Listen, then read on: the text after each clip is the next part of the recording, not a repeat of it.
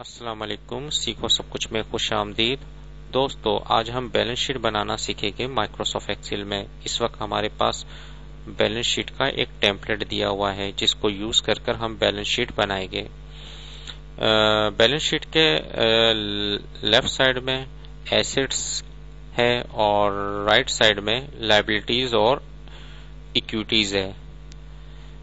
Balance sheet की एक खास बात यह है कि टोटल एसेट्स बराबर होता है टोटल लायबिलिटी प्लस इक्विटी के।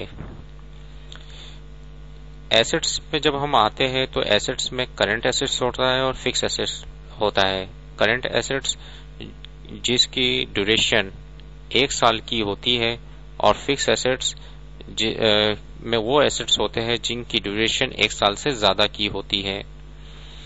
और लायबिलिटीज में अगर राइट साइड में हम आते हैं तो करंट लायबिलिटीज वो लायबिलिटीज होती है जो 1 साल के दरमियान में पे करनी होती है और लॉन्ग टर्म लायबिलिटीज वो होती है जो 1 साल से ज्यादा अरसे में पे की जाती है। और इसके अलावा शेयर होल्डर इक्विटीज होती है। करंट एसेट्स में हम आ जाते हैं। करंट एसेट्स में हमारे पास इस वक्त 50,000 रुपए कैश है और अकाउंट रिसीवेबल जो हमने करने हैं वो है 25,000 और इन्वेंट्री हमारे पास 20,000 की पड़ी हुई है। इस तरीके से टोटल करंट एसेट जो हमारे पास आया है वो 95,000 का है। इस तरीके से फिक्स एसेट्स यानी कि लॉन्ग टर्म इन्वेस्टमेंट अगर फिक्स एसेट्स में आपके पास है 6,000 की तो वो आपने इंसर्ट कर दी। इसी तरीके से लैंड अगर आपके पास है, जमीन कोई है वो आपने यहां लिख दी। बिल्डिंग है और उसकी डिप्रिसिएशन है वो माइनस करनी होगी। 1,500 रुपए डिप्रिसिएशन मैंने माइनस कर दिया। इस तरीके से प्लांट एंड इक्विपमेंट है उसका अमाउंट लिख दिया और लेस कर दिया एक्यूमुलेटेड डिप्रिसिएशन को, जो कि माइनस में आप लिख सकते हैं 500।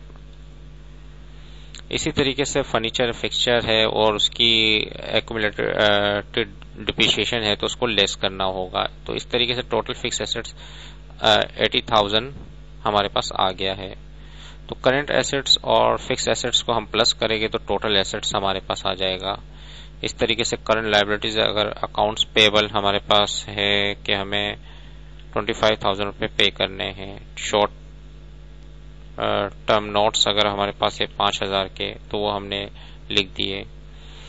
मसलन आप देख रहे हैं कि करंट एसेट्स जितने भी थे उनको हमने लिखा और उनको प्लस कर दिया और इस तरीके से फिक्स एसेट को लिखा और उसको प्लस कर दिया और अगर कोई डिप्रिसिएशन हुई है तो उसको हमने माइनस किया है।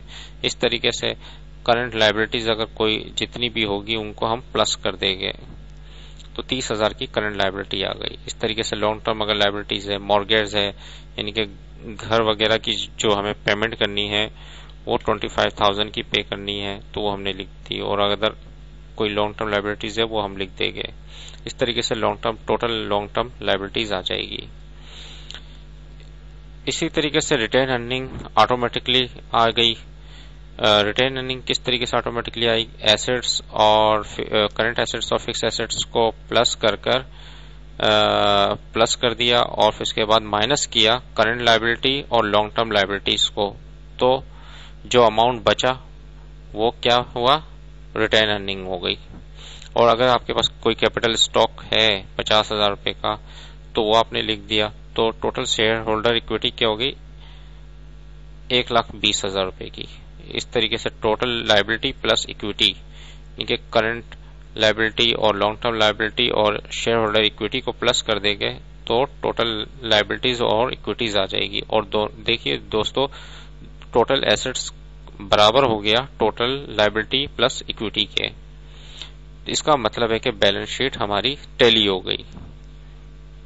तो ये बैलेंस शीट आप अपनी एक्सेल की शीट में बआसानी बना सकते हैं सिंपल सी टेक्निक्स यूज कर और